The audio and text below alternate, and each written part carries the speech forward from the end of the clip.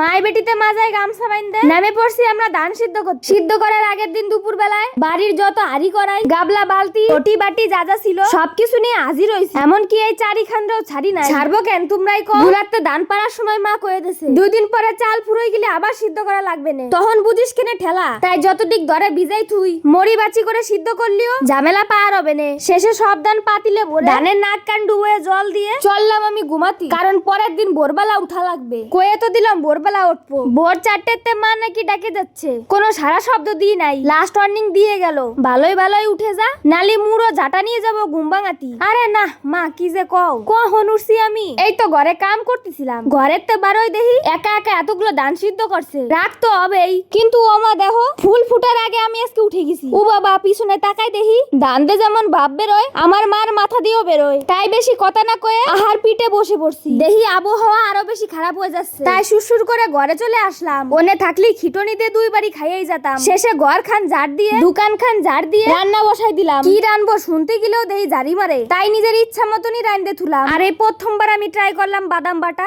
এরপর চান দান করে পুজো দিতে আমার কামের গাড়ি শেষ হলো। আমিও তাই ভাবছিলাম। দেখি না এর মধ্যে মা আসে কয় ফ্রিজে দই রয়েছে আমার একটু লস্যি বানাই দে। শেষে আর কি দই এনে ফেটাইয়ে জল জিরে অজমলা লবণ চিনি দিয়ে একসাথে গুটে মাথা আর শরীর ঠান্ডা করার জন্য কটা বরফ দিয়ে গিলাসে ঢালে দিলাম। তো বন্ধুরা আমার এই মিনি ব্লগটা তোমাদের কাছে কেমন লাগলো অবশ্যই কয়ে যাইও।